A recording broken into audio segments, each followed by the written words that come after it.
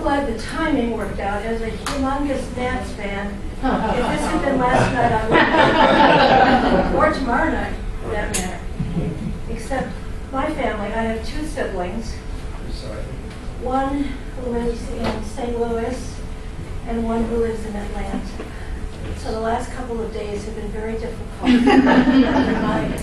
The texts have been going back and forth like crazy. I knew last night at least one of us was going to be unhappy. I thought it was going to be me, but not to be my brother in Atlanta. So, thanks for being here tonight. What I want to do is talk to you about something that I think is probably an underrated skill or topic in the job hunting world. We all spend a lot of time talking about, hopefully, networking, which you all just did, and that was great. And I hope it'll continue from now on. And we also do a lot of work with how to interview and how to follow up. But there's something called an informational interview that many people just sort of don't even know what it is or don't use it appropriately. So I'd like to share a little bit with you tonight about what I think is how you do an informational interview, or why you should do it. And also, I'm very willing to engage as we go through. You don't want to hear me talk for however long we have tonight. So if you've got something you want to talk about or a question, feel free. We also have time at the end. I also love it if you don't agree with something I say, so that we can perhaps discuss it. Because I will never say that I am the expert on anything. I learn every day, which I love learning. I hope you do too, which is probably why you're here. Also for the networking that you have. And I really think that this group can be such a support. A couple of you, unfortunately, are kind of coming back. But how wonderful is that you can. And I'll say something that a colleague of mine says all the time, and I think he's absolutely right. Your next job will probably not be your last job. And I think in our world, that's something that many of us had to wrap our arms around, where we think that, okay, I'm going to get this job. It's going to take me to the time when I want to either retire or do something else. Maybe not. Maybe yes, but maybe not. So kind of keep that thought in your mind that you want to get the best possible opportunity for your next job, but it may not be your last job.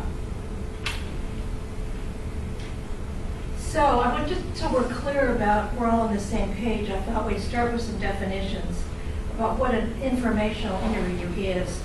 It's a meeting in which a potential job seeker asks for advice and or information.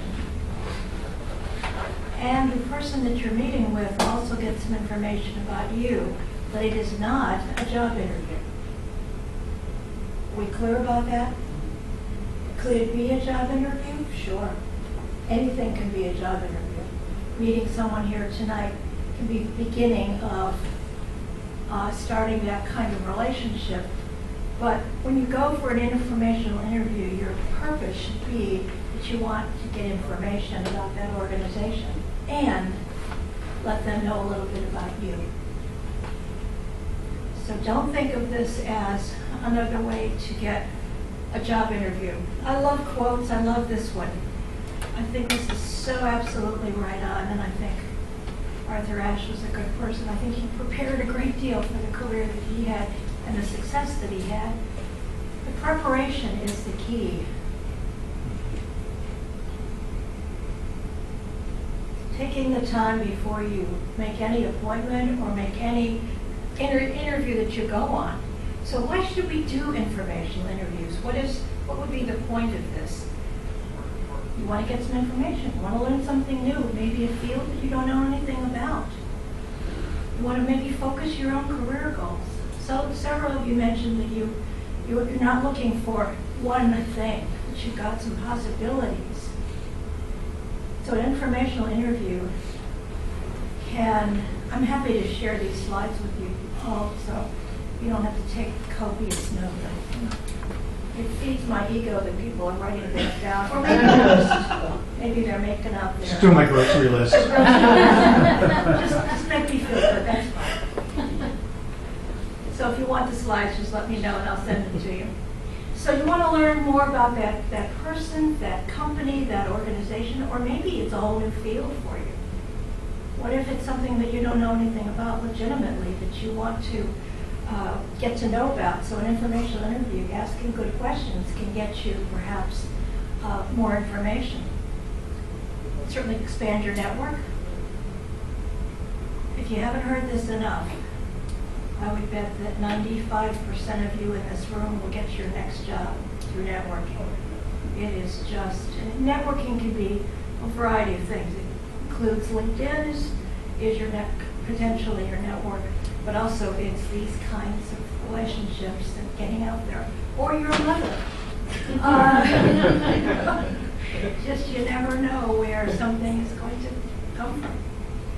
So it also gives you practice interviewing, which can be very helpful. Interviewing is not easy, and it's also not comfortable. It also can be very stressful, so the more practice you get, the easier perhaps it is. Get information in a more relaxed atmosphere, and I think they're fun.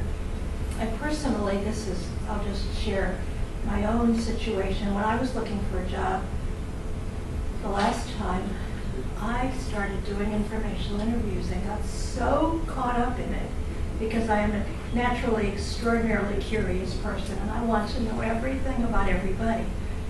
And I had to stop myself. Excuse me. The point of this is to get a job. It is not to add to your great vast knowledge of whatever. So I think they're fun. Now, other people may disagree with me on that, but for me it was fun. So who can you do this with? Friends, family, network, former colleagues can be a great source for this. I bet you have some people that you've worked with over the years who have now gone into another field that, or maybe it's the same field that you were in, but a different organization. Why not do an informational interview with them? Reestablish that connection. Your neighbors.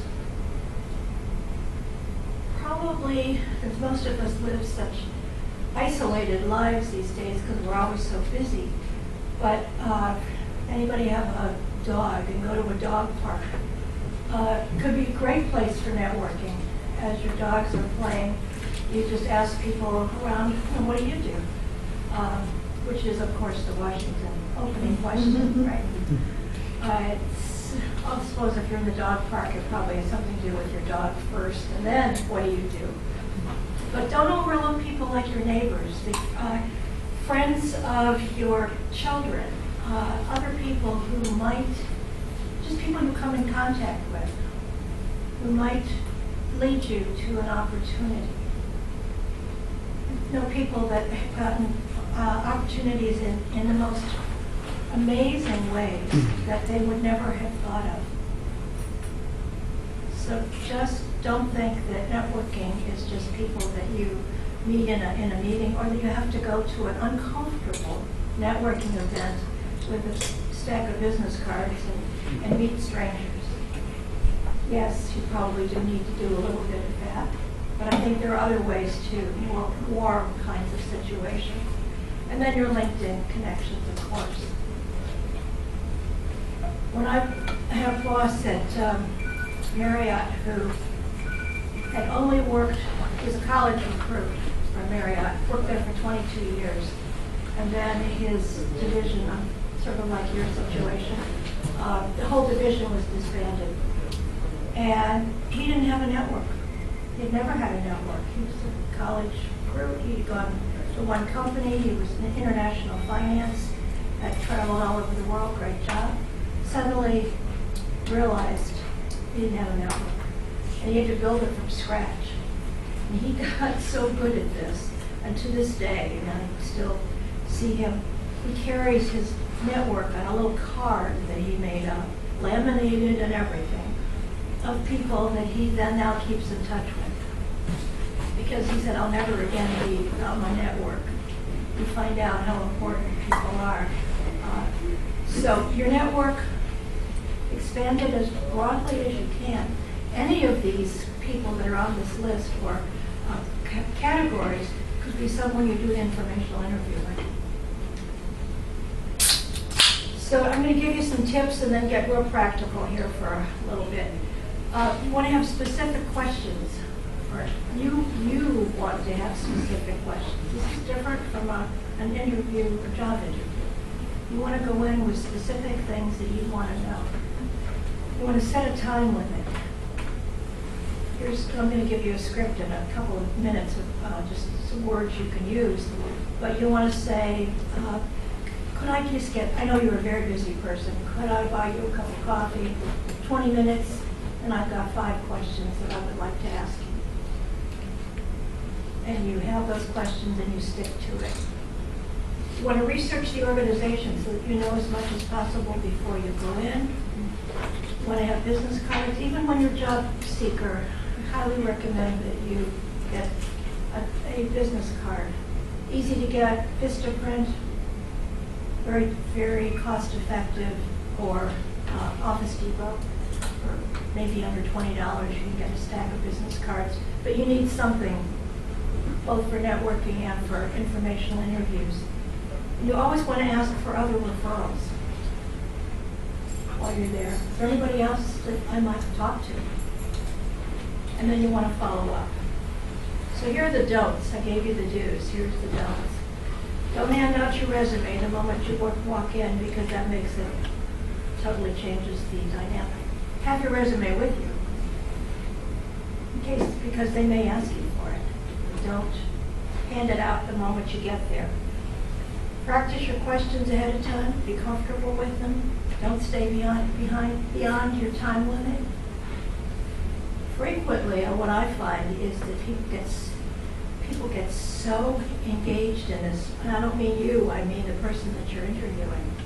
And you say, oh, I promised that I would be here for just 20 minutes, and we're at that time frame, so I'd like to wrap up. Almost always. Oh no, this is interesting, let's keep going. And that's, of course, what you want.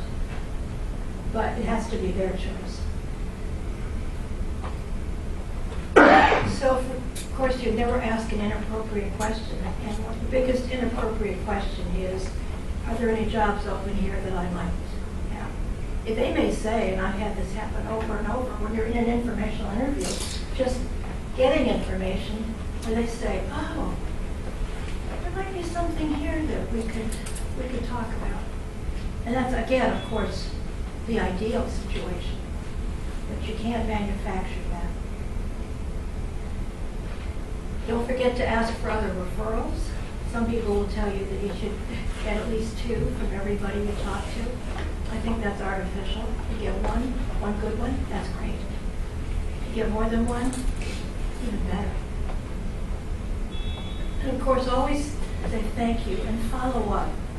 I do a ton of informational interviews. I try to be as generous as I possibly can with my time to help people.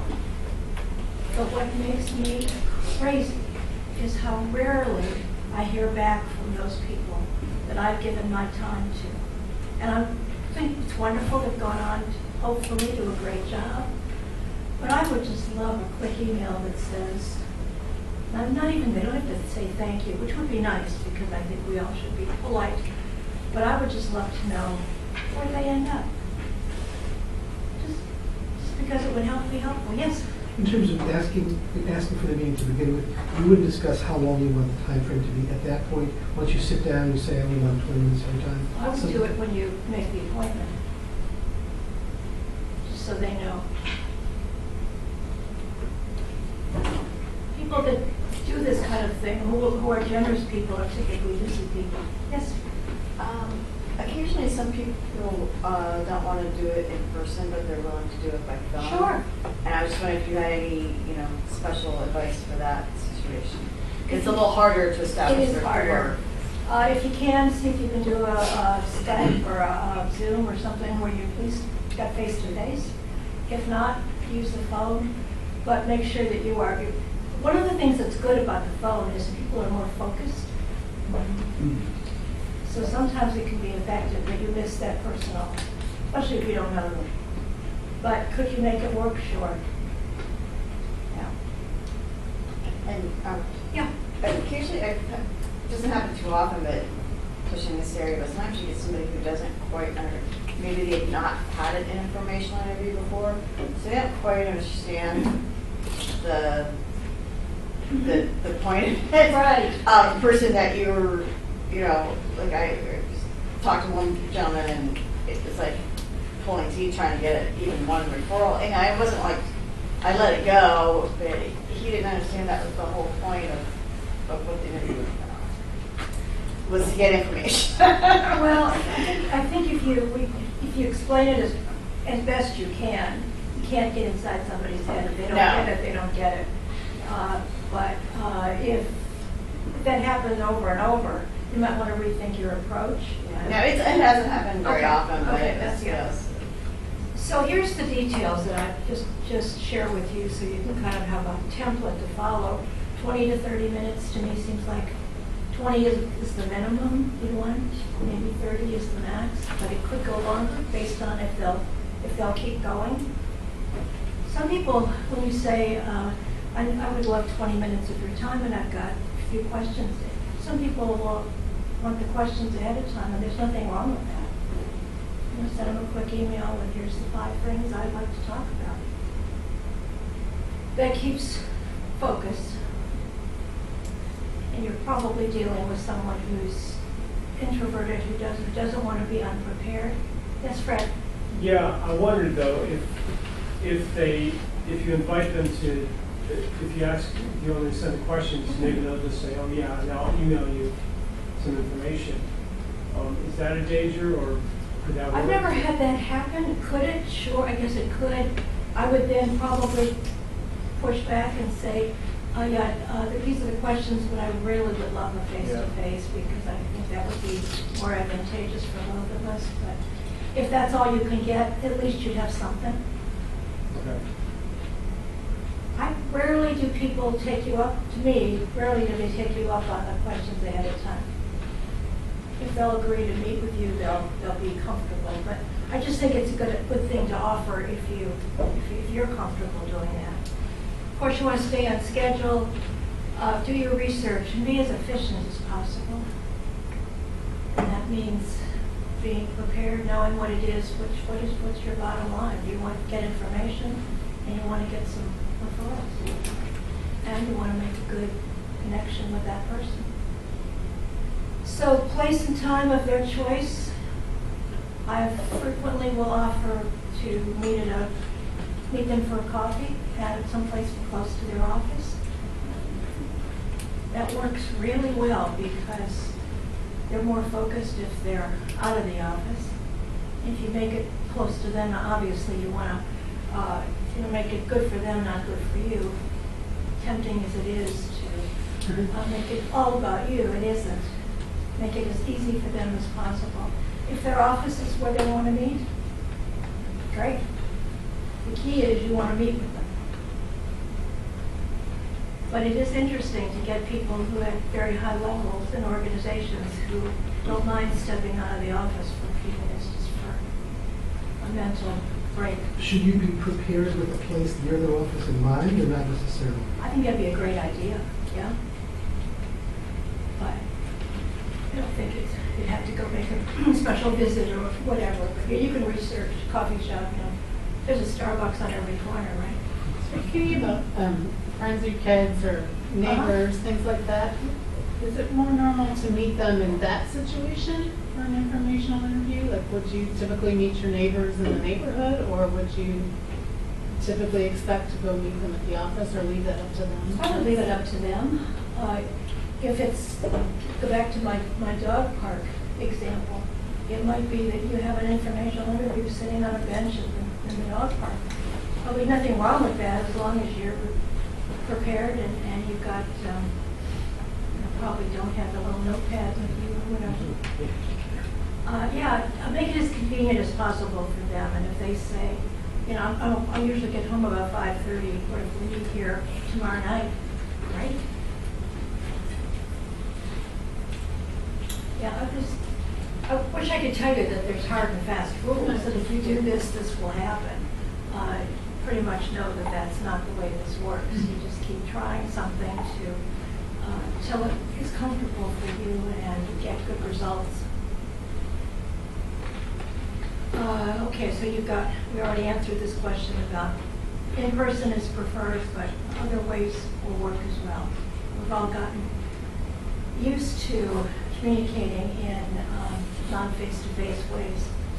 So here's just a quick script that this is what I might say. Thanks for meeting me today. Let's say that I referred someone to this. Barbara Mitchell suggested I talk to you to learn more about your background, your organization. I know you've been here for 12 years, and this profession really interests me, and I'd be grateful if you'd share some information about the field or your job. I've got 5 questions, and I promise to honor the 20-minute time frame. You can use this for your opening before you even to make the appointment. It's always good if it's a referral like what I've suggested here, or if it is someone that you used to work with. Give them as much information so that they know what your intent is here. How does that sound to you? Does it sound comfortable? That sounds great when you have a referral, but how would you word it if you don't? If it's a complete stranger, but someone you admire? Well, that's a tough one. If it's someone you admire and it's a cold call and you get through to them, I'm sure our CEO lady will tell us how hard it is to get important people to. Yeah, very good. I can suggest something for Sure. Twitter. I was always trying to get interviews several times a day, not for this purpose. And the name drop is really key. If maybe there's someone, check their LinkedIn, maybe they're a second to you. If you know someone in common, I see that you're also in the network with so-and-so. Or even, the admin answers the phone, they identify themselves, it's Sharon.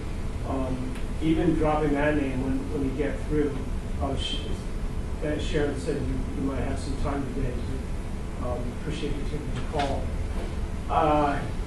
It's kind of basic, but even that little bit helps. They know that you're not friends with their admin. It's just that you connected something. One of the things that I find that works for me is to do an email first for the introduction, so that it's not a call that perhaps they won't even take your call. Who answers the phone now if you don't know who's on the other end of the phone? None of us do. So I find sending an email with basic information, and then I would love to call you at a certain time. Sometimes that works. But again, having a name, which is why I mentioned having the warm introduction makes a lot of difference. And using your LinkedIn. Yeah. Yes? What would you put on the on the subject line of the email? Referred by, I think is a great way to do that. If you don't have a referral, I would say looking for an opportunity to have a 20-minute meeting with you. I don't think that'd be very effective, but it's hard to know what the hook is going to be if you don't have some sort of a referral. So help each other out. Would informational inquiry be okay and sufficient? Sure. Because I really agree with what you're saying, because I've been doing that on LinkedIn. I find that when I communicate with people that I do not know, they tend to look on your page, of course, to see how many connections that you have and what you're involved in. And that script right there would be really sufficient to use. Yeah. I think people are flattered too when you ask me, want their opinions. I'd really like to get your insights or your opinions on, what's happening in industry. Except it just sounds like a marketing scheme. Yeah, and you don't want to be a marketing. Yeah, right. You don't. No, I mean, you have to is And something that. I agree with you, especially when you get to people if you're talking to them face to face and you ask them good questions. That's when you really they get excited because they love to share their expertise if they love their jobs.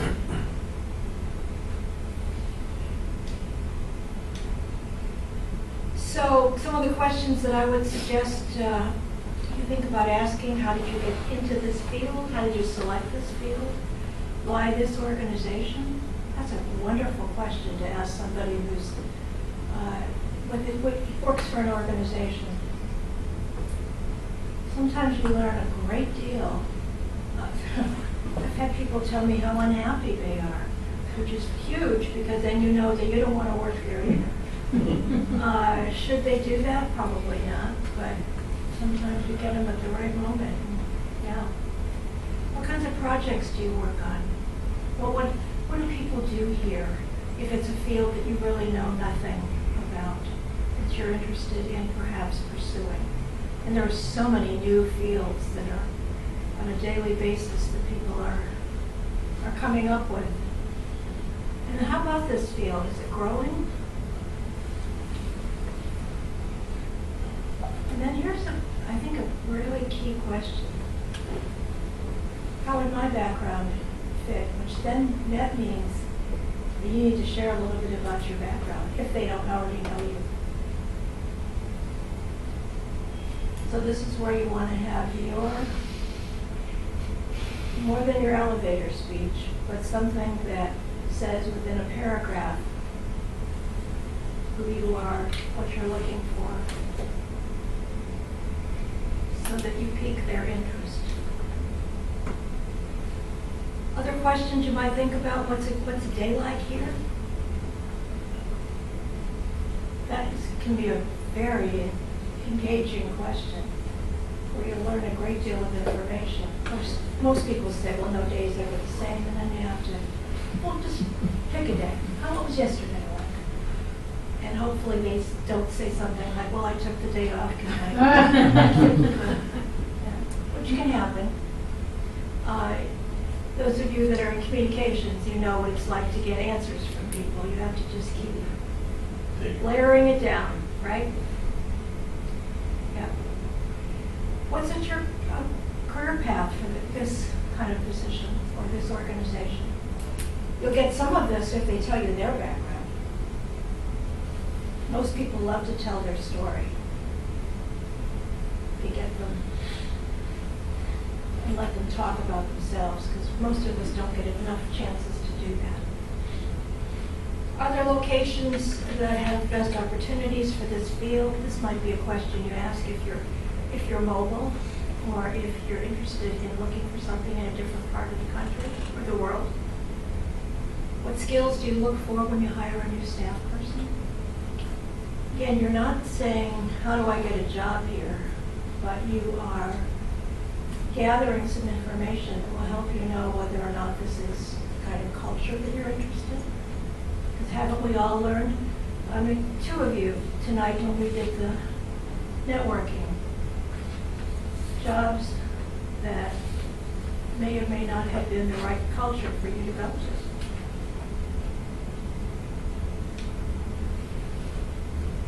Ask people what they find most satisfying about their job. Why? Is there a demand? And the last thing you want is someone to tell you that we'll be closing our doors in the next month. In fact, that's when they ask you, you know of anybody that they can network with. What professional journals do you read? Is there another organization that I might connect with in this field to learn more? That could be a great opening, second or third question, because you're gathering information that's not really specific to them or their company, but about the field. And then one of my favorite questions when I interview, and I've interviewed and hired thousands of people in my life, I always ask, is there anything I haven't asked you that you would like to share with me? I wish everybody asked that question, and I know not everybody does. But that's typically when I learn a lot about an applicant. So why not flip it and just say, what haven't I asked you that you think might be helpful for me to know about this field or this organization? Make it a very open-ended question. I bet you'll get some good information. So then, what normally happens is it comes back to you. And you've got to be prepared to talk about your skills, your abilities, your experience, your strengths, your plans in a very succinct way. So be prepared for this. They may not ask you, but I'm willing to bet if you have been as engaging as possible and asked good questions and good follow-up, that they will want to know more about you. So be prepared. And this is also when they may say, do you have a resume with you? And then you're prepared to give it to them. If they don't ask, I don't recommend that you offer. So, of course, be on time. Here's one of my pet peeves as someone who's, as I mentioned, interviewed thousands of people. Do not be more than 10 minutes early. There's a reason for that because people plan their schedules down to the minute. You show up a half an hour early because you found a better parking place than you anticipated, and you go in and you let them know that you're here. They may rearrange their day to talk to you early, and they may resent that because you have thrown them off schedule. So 10 minutes is a good time. That's for any interview. If you're going for a job interview, whatever, 10 minutes is a good time. If you get there early, walk around the block, go to a coffee shop, whatever. But get there about 10 minutes early. And of course, you're never late. Never, ever. Even if you have to wait, you're never late. Be prepared, stay focused, because you only have 20 minutes. You got to make it work. This can't be a time when you go off on some tangent in your mind and you're not paying attention. Honor the time commitment. Ask for a business card, of course, so you can follow up. And leave a resume if you're asked. And then, like any event where you're meeting people, you want to be prepared to ask. I'd be most appreciative if you could provide any other people I might contact to know about the field, the industry, the job, the organization. You're not putting them on the spot. You're not saying, of course, you're not saying, you have a job for me here. Even if you're excited, you know, wow, I'd love to work here. Make it so that it's easy for them to say, you know, I met somebody last week at a networking event that I think you might, if you leave me your card, I'll forward that information to you. If you leave with at least one more contact, it's a success. Because you now have two contacts. You've got the person you've been interviewing with, but they gave you another. They're not going to give you somebody from their network unless they think you are someone of value. So that means you have to be prepared.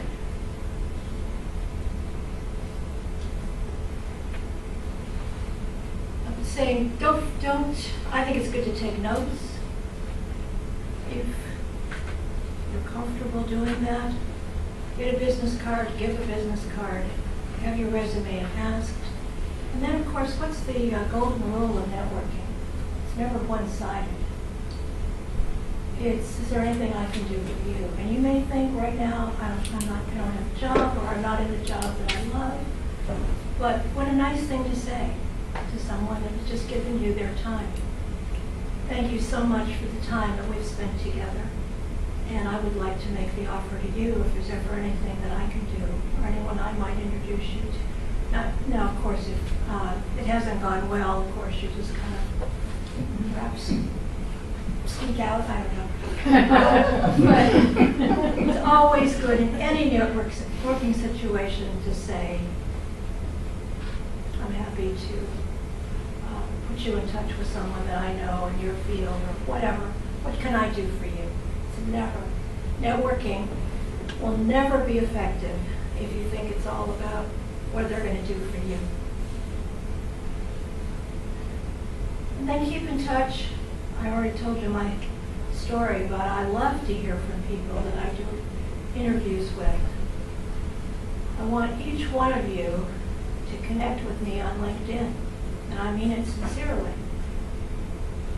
And it's interesting, I do a lot of these kinds of presentations. Last week I did one for Chinese American something or other, several hundred Asian college students. And I made the offer, and within, I don't know, 5 seconds, I had 10 LinkedIn requests, but that was it. Nobody else, and I'm thinking, what an opportunity. Not that I know everybody, but I do know a lot of people. And I mean it sincerely, that I really want to connect with each of you. So I expect before the night is over, I'll be checking up on you. Yeah. Okay, so you probably don't, I mean, been working for quite a while now, but I'm still an infant in terms of LinkedIn. I know there's premium and basic. Apparently to do that personally, you don't need a premium account. You could just, so I'll make sure to get your email. I'm going to give it to you. That'll Yeah. be Yep. Very easy. Yes, Frank. Kind of ask a question about I've tried to get informational interviews from a couple of old colleagues, people I've worked with in journalism who transitioned out, because I wanted to talk to them about that. So I used LinkedIn, and hey, we're kind of old friends, although not still in touch. And maybe it was my pitch was just too soft, just sort of, how's it going? And love to chat by phone sometime.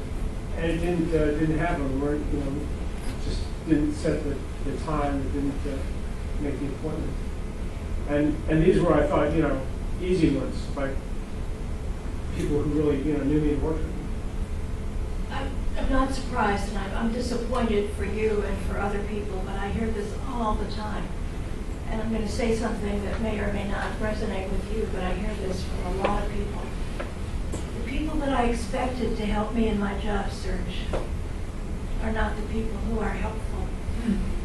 And I think that's disappointing, because we all, former boss or someone that, but it's amazing to me how many people I hear that from, and I don't know why that is.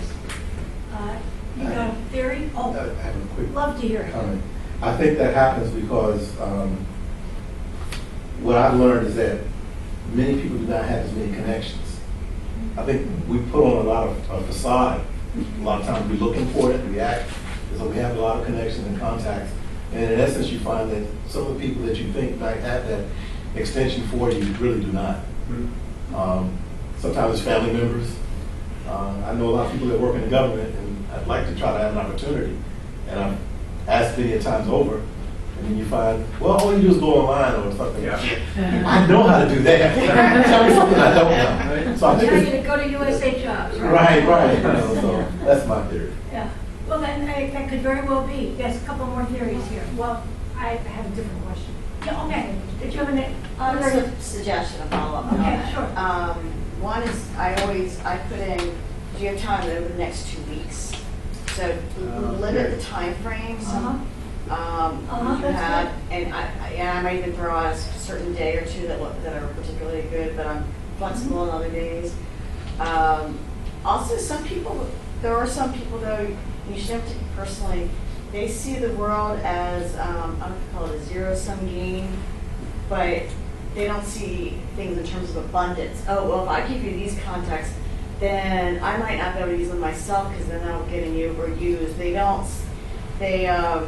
They're stingy, I guess, in that respect. And it's not like they're bad people, that's their perspective. And I've met people like that who are reluctant to provide that assistance because then they think, oh, well, I might be overusing that contact and they might not be able to help me.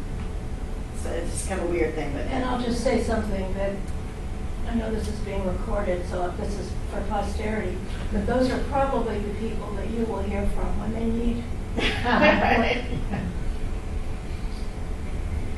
Yes. My question was, when you ask them what you can do for them, how can you make that sound not quite so shallow? You know, it's like, what can you possibly do? Well, you might want to put a preface to it. I know that I'm currently looking for a job, but I just want to make the offer that hopefully we can stay in touch, and if there's a time when I might be able to help you. So it isn't like you're saying that maybe there's something that you're going to be able to right now today help them. But I just think it just is good courtesy to make it a two-way thing. Yes. I just want to give the example of, I want to move into the area of affordable housing. My background is in immigration, so I met someone at an affordable housing meeting who was looking for someone to volunteer with their immigration nonprofit board. And so I said, I'll do that for you. And she began to send me contacts about her field. And it was kind of really great, actually. So that's great. So you were helping each other out through the same process. Mhm. Yeah, that is a great definition of networking. Yeah. So, and don't forget to let people know where it is that where you are. Handwritten. Could be a problem for some of us. Oh, I know. Yeah, I always, when I say this, I'll say an email is fine. Handwritten only if your handwriting is legible. But there's something, how few letters or any personal mail do any of us get, including important people in organizations. So a handwritten note, you stand out if it's well written, legible. Yeah. Should you do both? Wouldn't hurt. Both. What does that mean? An email and a, Do a quick email on your way when you're walking down the street, and then a handwritten note a couple of days later. Why not? Keep you in front of them. And the email could include an article maybe that they might be interested in. You're ahead of me. See right there. Right. You're reading ahead. Yeah, I love the idea of, and that's one way that maybe you can do this. What can I do for you? I just saw an article today that reminded me of something you and I talked about during an interview, and you said you forward the link to them. That's very impressive, I think. They may not do anything with it, but it's a touch point. And any of you that are in marketing, sales, it matters, right? It does. Yeah. So here's some common mistakes I don't want to go over on my time here tonight. Being unprepared, asking inappropriate questions, spending too much time talking about yourself, being ungrateful, too early, too late, or asking for a job. So how do you feel about this? Anybody wanted to do a quick turn around and find somebody to do an ask? Or are you all comfortable with? I know it's almost 8:30 and you're exhausted, right? So, to leave time for questions, I wanted to just leave you with another, I think, a great quote about believing in yourself, have faith in your abilities. Without a humble but reasonable confidence in your own powers, you cannot be successful or happy. What do you think of that? Pretty true, right? This is for someone who, those of you that don't know, this is How to Win Friends and Influence People. It's most famous, which is still worth picking up and reading. Nothing in there that's power positive thinking. power positive thinking. Yep. So here's everything you need to know about me. The last time I was here, a couple of people I met with and did informational interviews. I'm happy to do that. Books that I have written. My website is thebigbookofhr.com. And I'm happy, if you want to give me your card tonight, if you have one, I'm happy to send you these slides so you have this, or you can take a picture right now. Do a weekly blog, which appears on Blogspot, but it also appears on my website, so you can get it. It's typically not about job hunting. It's more management focused, HR focused, but it might be something of interest to you. And then, of course, link in with me.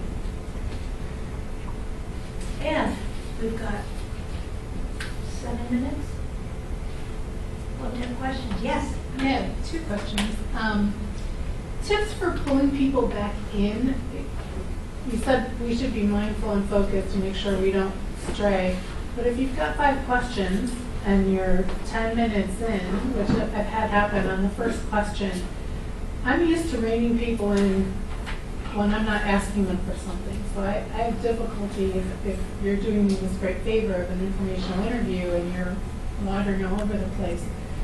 It's nice, but I want to still respect our time to get back in.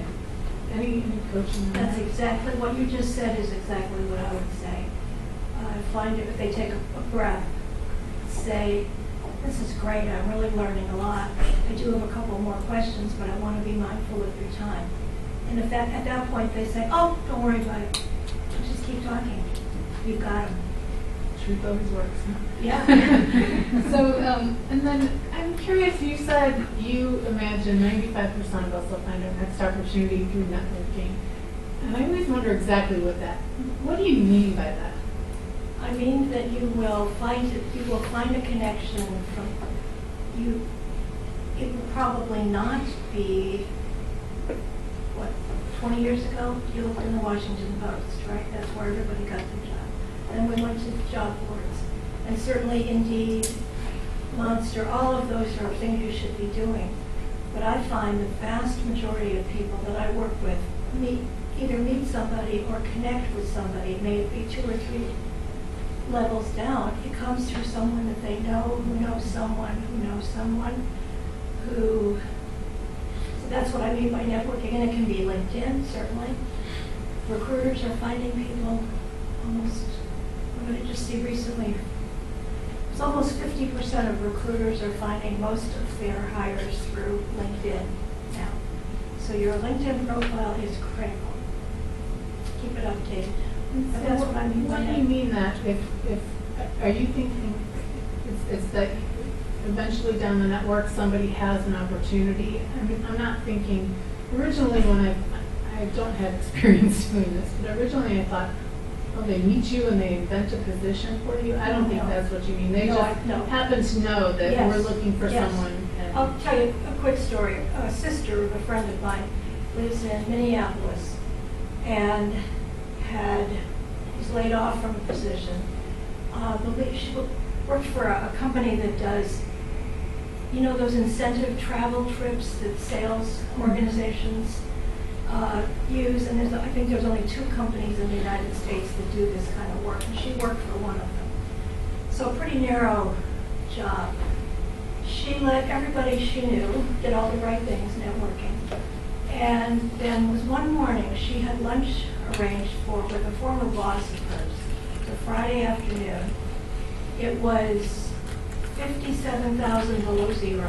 I may be exaggerating, but it was cold. And she woke up and said, I don't want to go to lunch today, it's too cold. But she went. This is a former boss who knew her, right? But they were networking.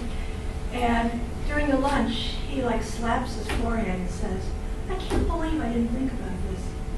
We have a job you'd be perfect for. And if she hadn't gone to that lunch and made that effort, would she have had that job? I don't know. But within a week, she was employed. So it's just, a lot of it's serendipity, a lot of it is just perseverance, a lot of it is being creative, and a lot of it is not getting discouraged. I think you mentioned when we're doing the networking about looking for a job can be very insular, very lonely. The other thing that I found too is that the traditional way of looking for jobs is impersonal. It's applications and emails and things like that, whereas in an informational interview, you're right in front of the person. And there's a certain intimacy that comes from that. Sometimes you could just click with somebody the minute you walk through the door. And they may create a job for you. And they could create a job. It could happen. Yeah. Here's the something that, again, I mentioned that person who, a colleague of mine who says your next job will not be your last. He also says something else that I think very insightful. If you can get there before your resume or your application, your chances of getting hired go up exponentially. And that means if either somebody refers you or if you meet someone in an informational interview or if you're networking, they get to meet you, see you're a real life person. Then, of course, you then go through their application process. You have to play by the rules. You have to fill out that horrible online application that I wish we could get one that was standard that everybody did, so you didn't have to answer the same question in 87 different ways, but Yeah, I'm not sure of the world. I'm sorry to interrupt. Go ahead. I wonder if some companies do that just to test your patience to see if you Could very well be. Is the offer still good to try asking for an information interview? Sure. Okay, well, I'm game.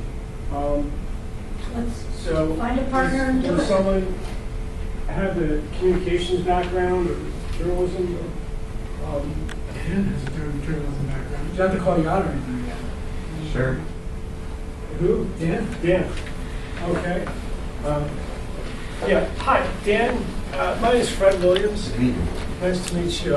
We met briefly at Sure. 40 Plus previously. Yeah.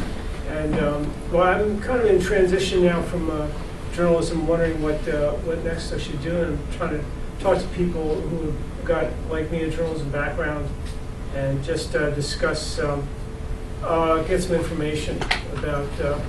It would just be maybe 5 questions. Do you have 20 minutes sometime in the next couple of weeks to talk with me? Well, let me see. So, what are you interested in? What are you looking for, Mr. Curry? Well, you know, I'm not sure whether I want to stay in journalism or pivot out of that. And what was your experience? Did you pivot out of journalism or? No, I've always been here. Okay. Yeah. But you're Correct, interested in staying. You're Yeah. just staying in the field. If it was the right, the right. But I'm also looking at maybe working for an advocacy group as it's changed after having worked in, being an objective person for so long. But No, I'd be happy to give you the 20 minutes if you have questions. so I got it. I don't have a card. But you see what you did the right thing, Fred, and that you were prepared to give more information than you thought you were going to have to because of what you asked. Yes. You didn't make it easy for him, but Well, of course, you're going to ask questions and draw me Yeah, out. of course. That's the. and you may get We should have asked for people the that card. that say no, and then you find somebody else. Yeah. This is not the kind of thing where you give up and go home and pull the covers over your head. Tempting as it may be. Yes. You did it. Do you have any techniques for helping us overcome rejection? I think the whole job hunting process, I would say, the roller coaster is the metaphor that I would think of. You've got great highs and you've got great lows. And I think one of you mentioned when we were going around the networking about you have a great interview and you think, okay, this is the one, I got it. And then you don't got it. And that's hard. Like anything else, it's a loss. I think you have to go through okay, what have I learned from this? And when I do interview training, I honestly say, after every interview, good, bad, and different, you should do a lessons learned. So that even if you think, I aced this one, I knew the answer to everything they asked me. We had great chemistry, and I know they're going to make me an offer. It may not happen. How many times do they hire somebody from within and they just brought you in to make it look at whatever. So do a lessons learned. Do it with yourself or do it with somebody here that you network with. Say, okay, here's how I answered this question. Can you give me any feedback? Could I have answered it differently? And try and get better each and every time. Do some interviews. What I love for the job coaching that I do, I highly recommend people go on a couple of interviews and they really don't want the job. I mean, it's not like they're gonna hate it, but that they go on some tests where they can get some practice with hearing their own answers. And I do, when I do coaching, I put people through, you know, we'll do this for a couple of hours if that's what it takes, until they're comfortable in, or I'm comfortable with the answers that they're giving. And sometimes it's just hearing it in your head. And if you hear something in your head and then you hear it out loud, it can be very different. So practicing out loud, role-playing with someone, spouse, if you don't have a spouse or a good friend, is your dog a good listener? Just some way that you're saying it out loud. Because I honestly think that that's when you'll change perhaps how you phrase something. But in terms of when you get the rejections, do something nice for yourself. You know, you learn from it. You say, okay, this one didn't work. What could I have done differently? Then maybe that's the day that you have an extra ice cream. Not recommending that you go to the bar and hey, whatever. But be kind to yourself. Because if you are going to have rejections, and this is, you know, I'll say it, but you don't take it personally. Of course you take it personally. We're human beings. But hopefully you've got a good support system. And if that's not personally, you've got a good support system. A group like this can be your support system. People that are going through what you're going through, who you can call and say, I thought I had this one and I didn't get it. Talk me down. Because you all understand, right? Yes. I'll risk an oddball question. I did one informational interview in the last month, and I'm motivated to go back with a question to follow up that's seemingly tangential, but sort of not. Asking about, in her case, it wasn't prayer beach. Is that a bad idea? Any comment? What is right? I think you might do it electronically rather than yes, doing it in person. I could do. Yeah. But just reconnecting. You know, she may say, you know, you're right, we got to get together again. We had a good conversation. Yeah. What have you got to lose? All right, I expect LinkedIn interviews from how many people? And I'll be reporting back, Fred. No. Thank you all very much.